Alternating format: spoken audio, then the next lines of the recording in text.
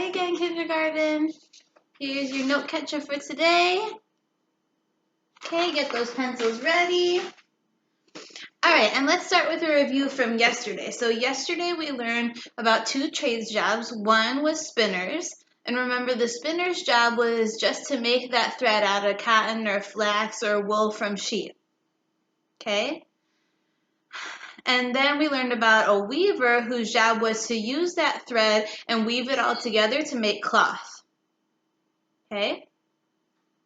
Now, we learned about how to make the thread and then how to make the cloth, but we still haven't learned about how to take that cloth and make it into clothes. So that's what we're going to learn about today. Okay? And the name of the people who did those jobs were dressmakers and tailors. They made clothes. And then hatters made hats and cobblers could make shoes. And these are jobs of people who lived hundreds of years ago. There still may be some people who do these jobs today, but it's a lot less than there used to be a long time ago. Okay, so first I want you to think with your family about what do you do to get clothes today? How do you get clothes? What's it like to go shopping for clothes? Okay. You probably know that stores today, when you go shopping, there's lots of different colors, there's lots of different patterns and sizes and styles, and you can even take clothes and try them on right there at the store. There's different clothes for boys and girls, and also there's shoes, hats, and any other garment that you might need. Okay, and when you're shopping nowadays, you go into a store and you kind of look around, you find what you like, you look for your size, and you can buy it right then.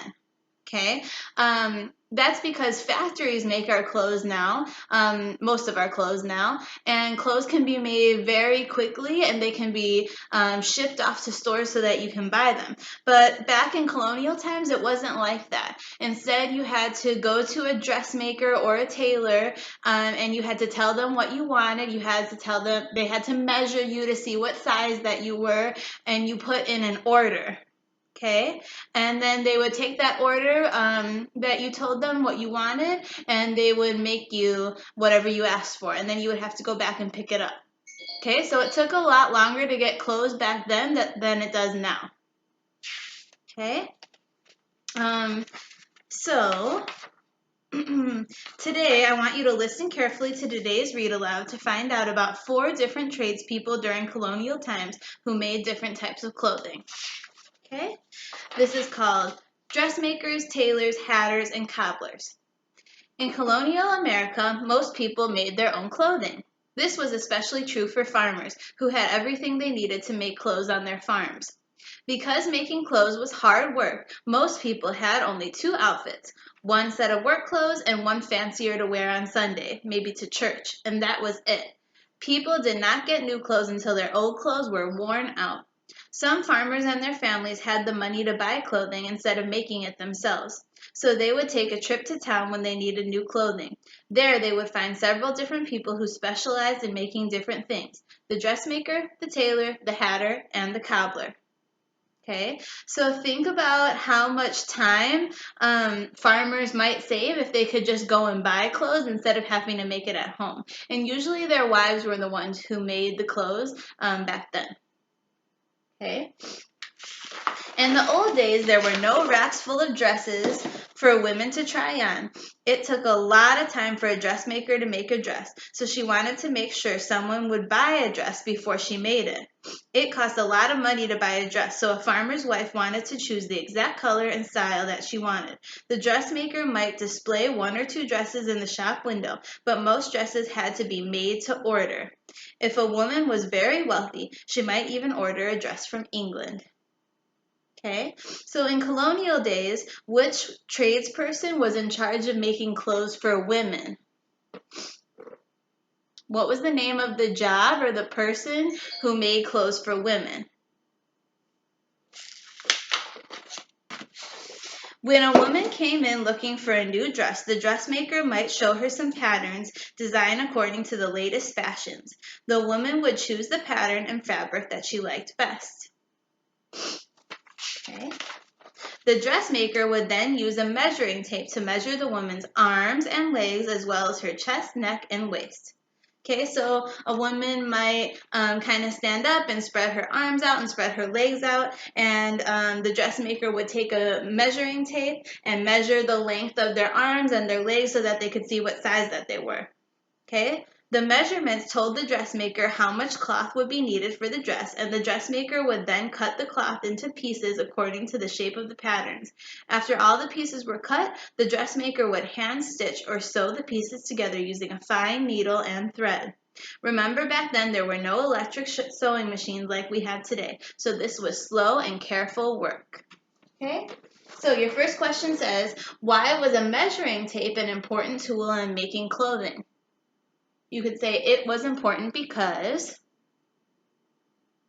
pause the video if you need to.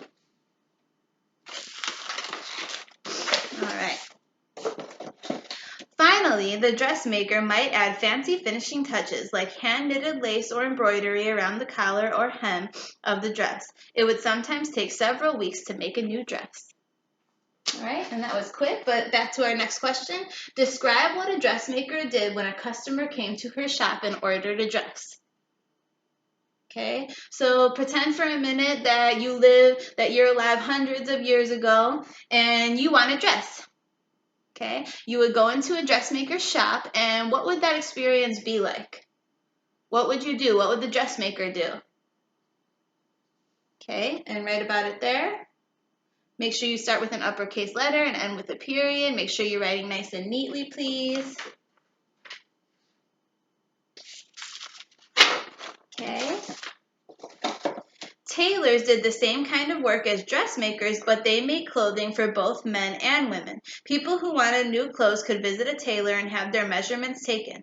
The tailor would then make a shirt or a pair of breeches to order. Breeches were the knee-length pants that men wore in colonial times, along with long woolen stockings. Okay, so back in colonial times, if you were a man and you needed some new clothes, who would you go to?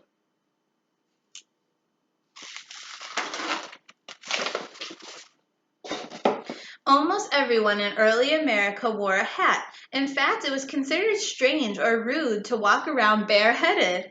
Men wore hats with brims and women wore soft bonnets. People wore hats to keep their heads warm and dry, to keep the sun out of their eyes, and to protect the expensive wigs that they frequently wore.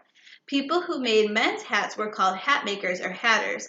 Men's hats were made out of beaver skin, wool, or camel fur and were fastened or held together with glue that the hatter mixed himself. As with clothing, people would not simply walk into a hat shop and walk out with a hat on the same day. Instead, a customer chose the particular style of hat and his head had to be measured by the hatter, and they would have to come back days or weeks later when the hat was finished.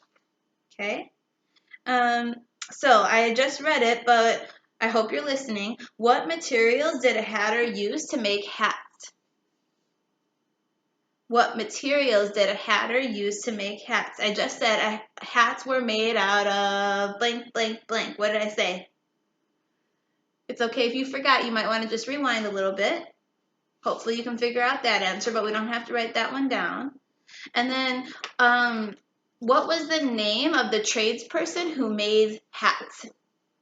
If you've ever seen the movie Alice in Wonderland, there was a character in that movie who had this job.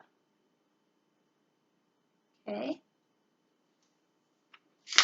Of all their clothing, shoes were the hardest for farmers to make themselves. So when a farmer needed a new pair of shoes, he would visit a cobbler or a shoemaker. The cobbler would make shoes to order, just as was done with the dressmaker, tailor, and hatter.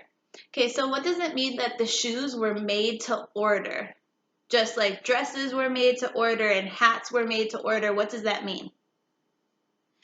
Most people had only one or two pairs of shoes. Plenty of people had no shoes at all. Poor farmers and their families didn't wear shoes for most of the year. If a farmer did have shoes, he might wear the same pair of shoes every day for months. As a result, shoes wore out quickly. Most farmers could not afford to buy a new pair of shoes very often. So instead of buying new shoes, they would take their old shoes to the cobbler to have them patched or repaired. Cobblers spent as much time fixing old shoes as they did making new ones. Okay, so I got two questions here. One, what is the name of the tradesperson who made shoes? He could be called a shoemaker or another name. Hopefully you remember it. And then your last question on your note catcher says, why did cobblers often fix old shoes instead of making new shoes? So if your shoes get kind of old and run down, you could just run to the store and buy a new pair of shoes. They might not even be that expensive, and you bring them home that day.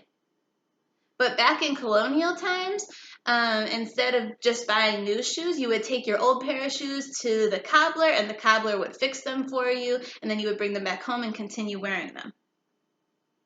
Okay?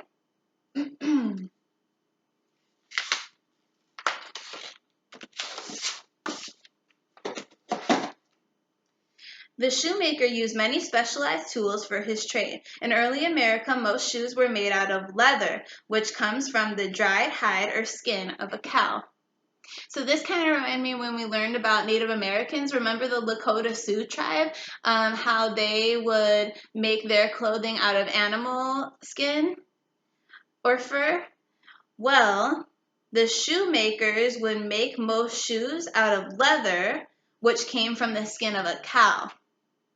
Okay, and there were two parts to a shoe, the sole and the upper.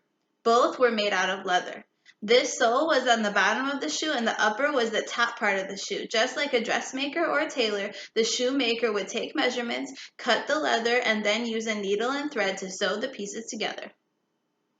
Okay, so hopefully you heard me. What material were most shoes made out of in colonial times? What material were most shoes made out of? Hopefully you remember, otherwise you could just rewind a tiny bit. All right.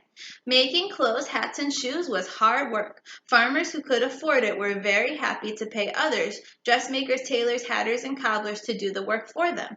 Today, it's much easier to purchase clothes. We can choose from a variety of styles that were already sewn, rather than getting measured and waiting for weeks to get our new clothes. And we don't even have to go to 4 different tradespeople to get clothes, hats, and shoes to wear. We can just go to one department store. Okay? So hopefully you understand a little better now about how that cloth got turned into clothes back in colonial times. And I got no other questions for you today. I hope you have a good day. Bye.